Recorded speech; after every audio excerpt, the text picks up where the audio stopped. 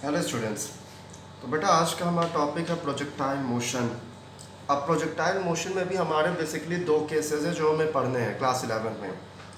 पहला केस है from height h से अगर आपका कोई बॉडी को फेंका गया है, इसको हम लोग एक और नाम से जानते हैं, that is projectile fired parallel to horizontal. मतलब कि projectile fire parallel to horizontal या फिर प्रोजेक्टाइल आपका एक हाइट h से फेंका गया है। इसका मतलब क्या हो गया बेसिकली आपका, इसका डायग्राम कैसे बनाता है। तो सबसे पहले हम इसके डायग्राम की बात करते हैं। तो एक हाइट h था हमारा, तो ये हमने ग्राउंड लिया, ये हमारा क्या है, ग्राउंड है x, ये हमने y लिया और इसको हमने क्या नाम दिया, इसको हमने नाम दिया हाइट h। ठीक है। अब हाइट h पे यहाँ पे कोई बॉडी खड़ा है और यहाँ से इसने एक बॉल को फेंका, जो कि हमारा बॉल क्या हुआ, बॉल हमारा नीचे की तरफ आकर के गिरा। बॉल हमारा यहाँ पे आकर के क्या हुआ, बॉल हमारा यहाँ पे आकर के गिरा। ठीक है। अब इसको हम लोग सॉल्व करने चलते हैं। ठीक है। तो हम लोग को इसमें निकालना क्या होगा, हम लोग को इसमें टाइम ऑफ फ्लाइट निकालना होगा कि कितने देर के लिए आपका बॉल हवा में रहा। हॉरिजॉन्टल रेंज निकालना होगा कि बॉडी हमारा जो हॉरिजॉन्टल है, मतलब वो यहाँ से गिरा, तो मतलब यहाँ वो कितनी दूर आकर के गिरेगा। जब आप छत पर से कोई चीज़ नीचे फेंकोगे तो उसका ट्रेजेक्ट्री ऑफ द प्रोजेक्टाइल आपका कितना होगा, मतलब वो किस पाथ पे वो नीचे आपका आकर के गिरेगा। और वेलोसिटी ऑफ प्रोजेक्टाइल, मतलब कि यहाँ पे यहाँ पे यहाँ पे यहाँ पे यहाँ पे किसी पॉइंट पे उसका वेलोसिटी क्या होगा। ठीक है। तो नेमिंग करते हैं। हमने इस यहाँ पे हमने इसको नाम दिया आर। आर हमारा क्या डिपिक्ट कर रहा है, आर हमारा बता रहा है हॉरिजॉन्टल रेंज। ठीक है। अब सॉल्व करते हैं। मान लो कि हमने बॉडी को हमने यहाँ से फेंका जमीन की तरफ, यहाँ पे हमारा कोई एक पॉइंट P है और पॉइंट P पे, ठीक है, हमको आखिरकार देखना है कि बॉडी हमारा किसी टाइम इंटरवल T के बाद पॉइंट T पे पहुंच रहा है। तो उस केस में आखिरकार हमारा वर्टिकली बॉडी ने कितना डिस्टेंस को ट्रैवल किया है। ठीक है, वर्टिकली कितना ट्रैवल किया है, तो हॉरिजॉन्टल का हो जाएगा, ये हमारा हो जाएगा x और ये हमारा हो जाएगा y। और बॉडी हमारा फेंका गया है किसी वेलोसिटी से बॉडी हमारा फेंका गया है। ठीक है। तो आइए हम सॉल्व करते हैं। तो हम लोग को सबसे पहला पॉइंटर हम लोग को निकालना है क्या, बस डायग्राम को बस एक जगह बना लो, उसके बाद आपका सारा डेरिवेशन अपने आप हो जाएगा। ट्रैजेक्टरी ऑफ प्रोजेक्टाइल, मतलब प्रोजेक्टाइल बेसिकली हम लोग का किस ट्रैजेक्शन में, मतलब किस पाथ में हमारा बॉडी नीचे गिरेगा। ठीक है। तो after time interval small t, body reaches at point P। Body point P पे पहुंच रहा है। इसका कोऑर्डिनेट्स क्या है, हमारा कोऑर्डिनेट्स हमारा इसका xy है। तो इसका हमारा हॉरिजॉन्टल डिस्टेंस कितना होगा, हॉरिजॉन्टल डिस्टेंस और वर्टिकल डिस्टेंस कैलकुलेट करना है। सो हॉरिजॉन्टल डिस्टेंस हमारा x इज इक्वल टू क्या हो जाएगा, ut। That means time t हमारा किसकी इक्वल हो जाएगा, x बाई u के इक्वल हो जाएगा। अब हम लोग को इसका निकालना है part b, that is vertical distance. Vertical distance मतलब y, और वर्टिकल डिस्टेंस y का निकालने का हमारा फॉर्मूला होता है इक्वेशन ऑफ मोशन से ut plus half of gt square लिखो या ut plus half of at square लिखो। अब हमारा जब बॉडी फेंका गया है तो बॉडी का उस केस में आपका इनिशियल वेलोसिटी कितना हो गया, इनिशियल वेलोसिटी तो बॉडी का 0 हो गया, तो y is equal to 0 plus half of g, और t की वैल्यू हमारी कितनी आई थी, तो x बाई u का स्क्वायर, तो y is equal to half of G X square upon U square. ठीक है, अब हम लोग इसको लिख सकते हैं that y is equal to K X square. हमने के एक्स स्क्वायर के टर्म में हमारा लिख दिया, तो हमारा यहाँ पे k की वैल्यू हमारी क्या हो जाएगी, तो k is equal to G by 2u square. और हमने यहाँ पे k के टर्म में बेसिकली क्यों लिखा, तो k के टर्म लिखने का मतलब ये था कि हमने यहाँ पे क्या लगाया, हमने यहाँ पे कांस्टेंट का यूज किया हुआ है। ठीक है, तो हमारा फॉर्मूला एक क्या आ गया, वर्टिकल हाइट का हमारा फॉर्मूला आ गया y is equal to K X square, और हॉरिजॉन्टल डिस्टेंस का x is equal to you T. तो ये तो हमारा फॉर्मूला था किसका, ट्रैजेक्टरी ऑफ प्रोजेक्टाइल निकालने का।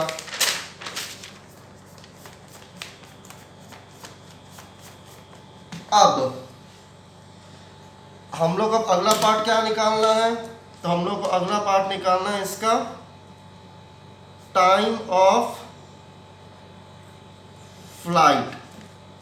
टाइम ऑफ फ्लाइट का मतलब क्या होता है कि कितनी देर बॉडी जो हमारा है वो हमारा हवा में रहा है। फ्लाइट मतलब कितनी देर हमारा बॉडी एयर में रहा है। ठीक है, टाइम ऑफ फ्लाइट हम लोग डिनोट किससे करते हैं, सो time of flight is denoted by capital T. अब हमारा बॉडी नीचे की तरफ गिर रहा था, हमारा बॉडी तो नीचे की तरफ गिर रहा था। अगर आप डायग्राम को एक जगह बना करके फिर डेरिवेशन को करना, तो बॉडी हमारा नीचे की तरफ गिरा, तो y is equal to you t plus half of g t square. हमने यही फॉर्मूला लगाया, तो y is equal to 0 into t plus half g और कैपिटल टी स्क्वायर हमने यहाँ पे लिख दिया। ठीक है, अब y हमारा क्या है, y हमारा हाइट है, मतलब y is equal to height h, तो h is equal to half of g t square, so t square is equal to 2h by g, या फिर t is equal to under root of 2h by g. ये हमारा formula किसका हो गया, तो ये हमारा फॉर्मूला हो गया टाइम ऑफ फ्लाइट को निकालने का। अब तीसरा हम लोग को निकालना है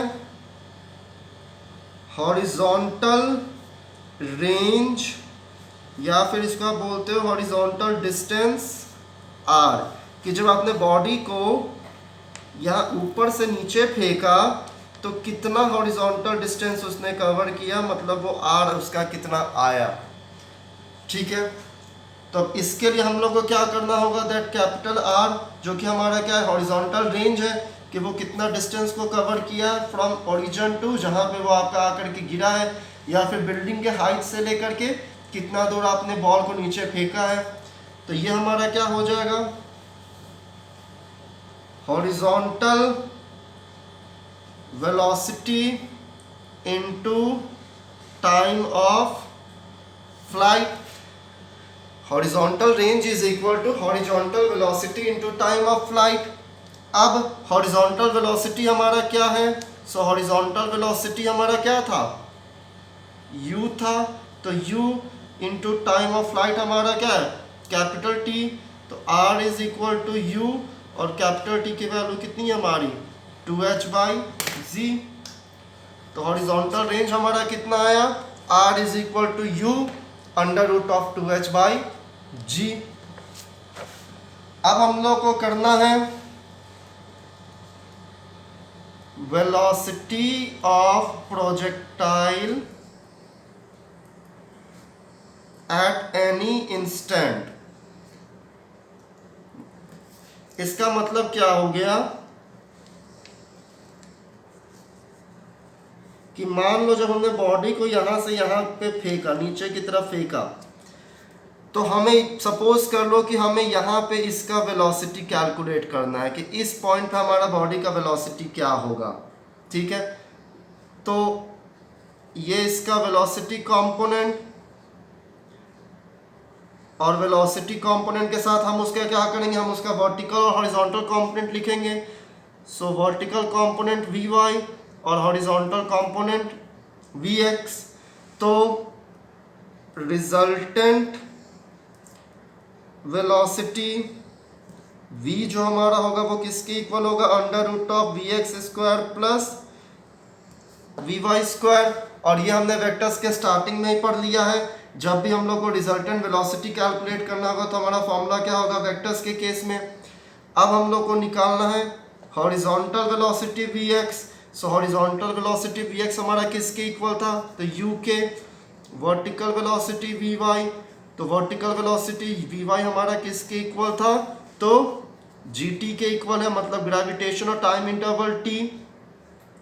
तो resultant velocity v is equal to under root of u square plus g square t square, ठीक है। अब अगर सपोज कर लो कि अगर आपको इसके बीच का एंगल अगर आपको थीटा फाइंड आउट करना होगा, ये बहुत पास से जाएगा, ठीक है, ऐसे जाएगा। तो थीटा मतलब tan theta is equal to V Y upon V X. V Y क्या है हमारा जी टी बाई यू, या फिर theta is equal to tan inverse G T by U. तो ये था हमारा एंगल निकालने का तरीका और ये था हमारा रिजल्टेंट वेलोसिटी निकालने का तरीका, ठीक है। आइए अब इस बेसिस पे क्वेश्चन को हम सॉल्व करते हैं ताकि ये आपको और इजी लगे और आपका क्लियर हो, ठीक है। तो आपका क्वेश्चन गिवन है अ hiker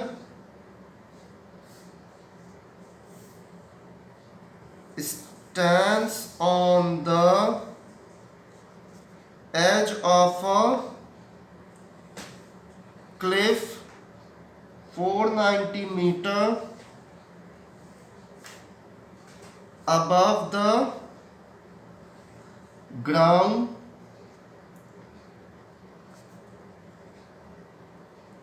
and throws a stone horizontally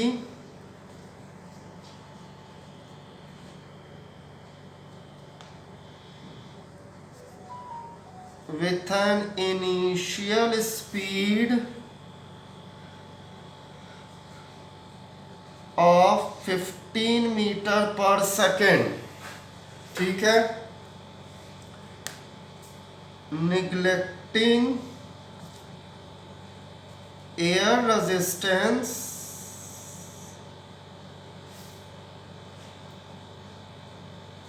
find the time taken by the stone to reach the ground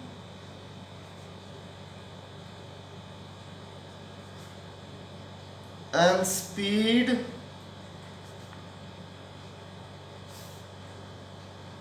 with which it hits the ground,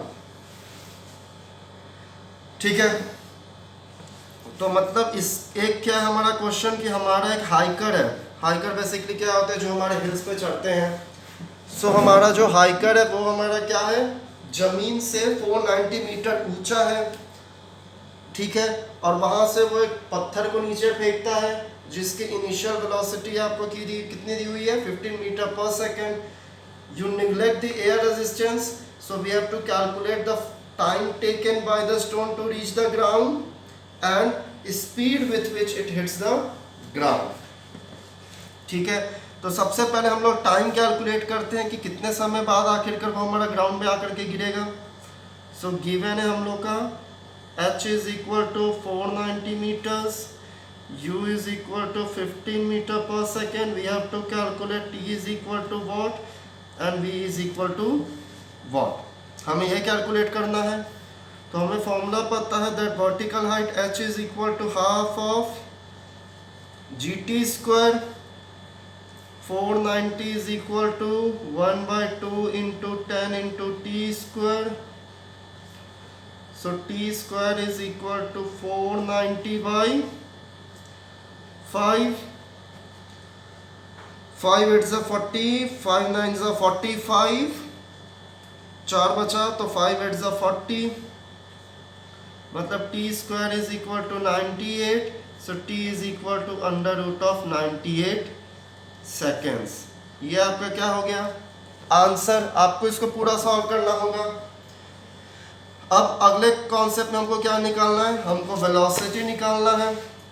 that velocity is equal to under root of V X square plus V Y square, जहाँ पे we x हमको कितना दिया हुआ है तो 15 metre पर second, और वी वाई निकालने का हमारा तरीका क्या होता है, so V Y is equal to G T. So V Y is equal to 10 into root under 98. So resultant velocity v कितना हो जाएगा 15 स्क्वायर मतलब 225 plus 10 multiplied by under root 98 का स्क्वायर। ठीक है, आप इसको सॉल्व कर दोगे तो आपको क्या मिल जाएगा, वेलोसिटी v मिल जाएगा। आपको क्या मिलेगा, आपको वेलोसिटी v मिल जाएगा। ठीक है, तो ये था आपका इस क्वेश्चन का सल्यूशन कि हम लोग इस क्वेश्चन को कैसे सॉल्व करते हैं जब भी हम लोग का कोई भी बॉडी हम हाइट h से नीचे फेंकते हैं तो। ठीक है, अब हम लास्ट में बात करते हैं कि जब भी बॉडी प्रोजेक्टाइल मोशन में हो तो आपका क्वेश्चन में दिया था निग्लेक्टिंग एयर रेजिस्टेंस।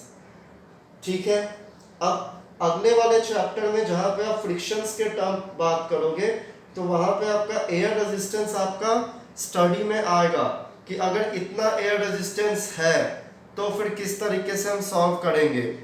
तो प्रोजेक्टाइल मोशन पढ़ते वक्त हमारे जो अजम्पशंस हैं, अजम्पशंस मतलब इन चीज़ों को हम कंसीडर नहीं करते हैं। तो सबसे पहला no air resistance,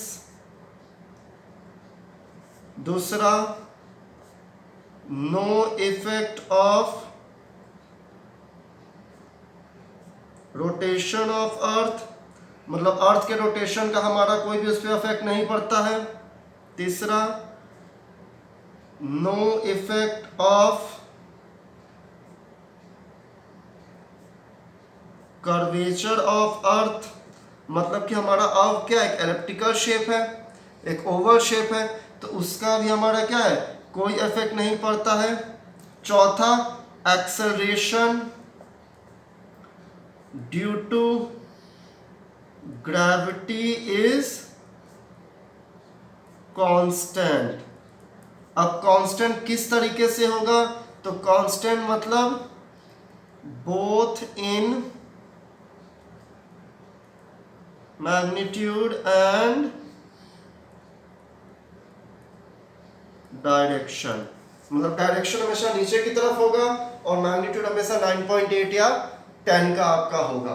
if question में मेंशन है that g is equal to 9.8 then you have to take 9.8 and if it is not mentioned g is equal to 9.8 तो आप g की वैल्यू कितनी ले सकते हो, आप g की वैल्यू ले सकते हो 10। ठीक है, अगले वीडियो लेक्चर में डिस्कस करेंगे कि अगर किसी बॉडी को जमीन से फेंका गया है तो उस केस में horizontal range, vertical height, time of flight, maximum height, ये सब कुछ कैलकुलेट करना। Thank you class.